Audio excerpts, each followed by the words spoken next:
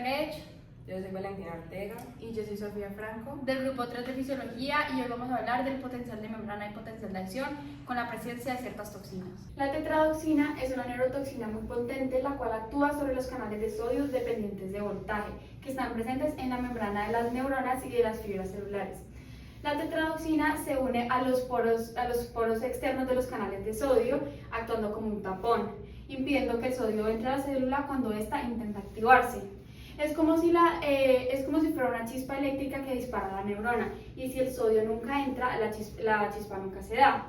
Y esto trae como consecuencia celular que el sodio no entre a la célula, por ende nunca se alcance el umbral de activación, por ende no se dé el potencial de acción, y por último que se bloquee la conducción del impulso nervioso. El potencial de membrana en reposo no se verá significativamente afectado, ya que cuando la membrana está en reposo, los canales de sodio tienden a estar cerrados, por ende nunca va a haber entrada de sodio, y el voltaje de la membrana se mantendrá alrededor de los menos 70 milivoltios.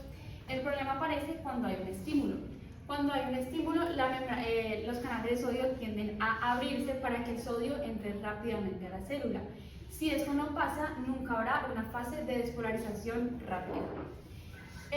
Esto lo que hará es que con la tetradoxina los canales de sodio no se abrirán, por ende nunca habrá una entrada rápida de sodio, por ende no se alcanzará el umbral y no se dará el potencial de acción.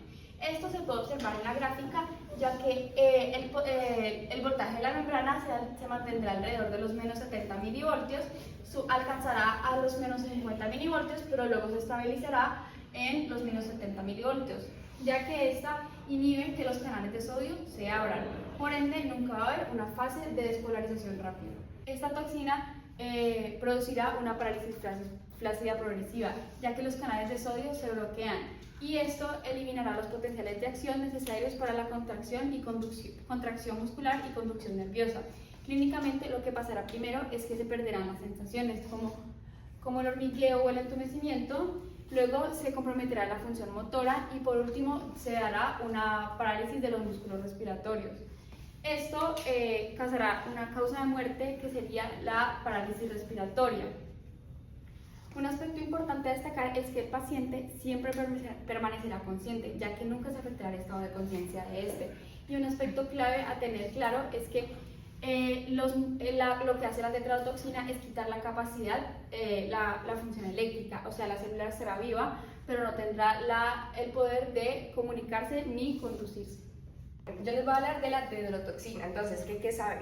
La dedrotoxina es una toxina que proviene, digamos, del veneno de la serpiente. Entonces, ¿qué sucede? ¿Cuál es su mecanismo de acción? El mecanismo de acción es el siguiente. Este impide que los canales de potasio dependientes del voltaje se abran. ¿Dónde nos encontramos? Aquí en esta parte que es la fase de repolarización. Entonces, ¿qué va a generar? Lo que genera es que la fase de despolarización esté muchísimo más tiempo, y que cuando esta vuelva a su fase normal, que es menos 70, que está aquí, esta no vaya a poder. Aquí en nuestra gráfica tenemos que estar representada pues con los palitos, porque va a ser muchísimo más lenta. Entonces, ¿qué va a suceder en el potencial de membrana? Lo que va a suceder en el potencial de membrana es que va a dejar la célula mucho más positiva, como podemos ver, llegando al más 50, y dejándola en el umbral de excitación mucho más tiempo. ¿Qué quiere decir eso? Que también va a generar que el potencial de acción se genere muchísimo más rápido, porque este sucede aquí. Entonces, vamos a hablar de lo que pasa en el potencial de acción. Como ya sabemos lo que pasa, como venía repitiendo en el potencial de acción, es que la membrana va a tardar muchísimo más tiempo en repolarizarse y llegar a su estado normal. Ahorita eso mismo tiene unos pasos fisiopatológicos y semiológicos. Entonces, ¿qué pasa con lo fisiopatológico? Lo fisiopatológico va a tener lo siguiente: al impedir la salida del potasio, lo que va a suceder es que va a secretar un neurotransmisor llamado la acetilcolina. La acetilcolina es aquel neurotransmisor que tenemos en el cuerpo, donde nosotros pues genera la contracción voluntaria, entonces, del músculo. Entonces, ¿qué va a pasar? Pues va a haber muchísimo más, el músculo va a estar muchísimo más pues más activo. Asimismo vamos a hablar de lo semiológico. En lo semiológico vamos a tener dos puntos importantes. En el nervioso, en el sistema nervioso y en el sistema muscular. ¿Qué va a pasar en el sistema nervioso? Pues debido a tanta excitación que va a tener esta membrana, esta neurona aquí, porque siempre se va a quedar mucho más tiempo ahí, lo que va a suceder es que van a generar espasmos, temblores y en el peor de los casos una convulsión.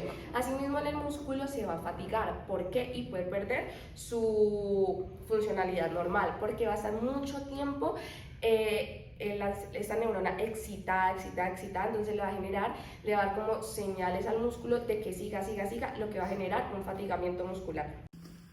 Bueno, la batracotoxina es una neurotoxina venenosa que produce la liberación de acetilcolina, destruye las vesículas sinápticas y despolariza las fibras musculares y nerviosas. Entonces, un mecanismo de acción es este. Primero, aquí tenemos la célula, la membrana del reposo. Aquí, cuando llega a menos 50, menos 55 aproximado, se va a generar el umbral de excitación.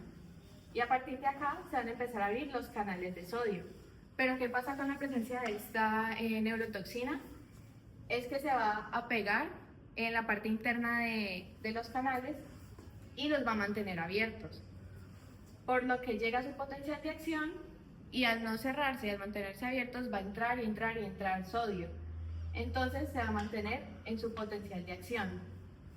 O también está el otro caso de que en vez de mantenerse en su potencial de acción, como a su vez de pronto está saliendo potasio, digamos que no queda en más 30 milivoltios, sino que va a estar así, sin llegar, digamos, al potencial de reposo. En el ejemplo anterior, hablamos del potencial de acción en presencia de la batracotoxina. En este hablaremos del potencial de acción normal en ausencia de esta toxina a modo de comparación.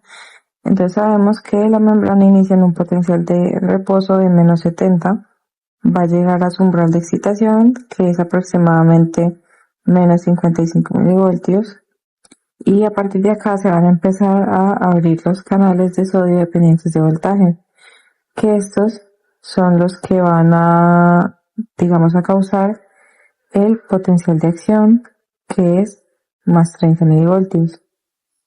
A partir de esta fase se llama la despolarización, cuando empieza a entrar el sodio.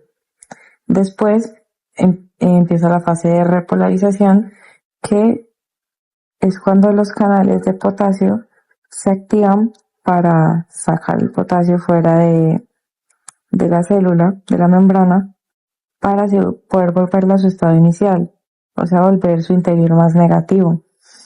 Y pues tenemos la fase de hiperpolarización, que es cuando está por debajo de el estado de reposo, sin embargo es inconstante. Bueno, fisiopatológicamente hablando, inicialmente, pues a nivel neuronal, el paciente va a sentir ardor y va a sentir cosquilleo. Posteriormente va a sentir, pues va a perder los reflejos y va a sentir adormecimiento. A nivel del músculo, pues inicialmente el paciente sentirá calambres, espasmos, rigidez y posteriormente pues el músculo va a perder totalmente su función. Y a nivel cardíaco del corazón, más importante, inicialmente pues el paciente va a sufrir taquicardia y posteriormente, pues ya más peligroso, va a sufrir arritmias ventriculares y fibrilación ventricular, y esto pues va a poder generar un paro cardíaco causando la muerte del paciente.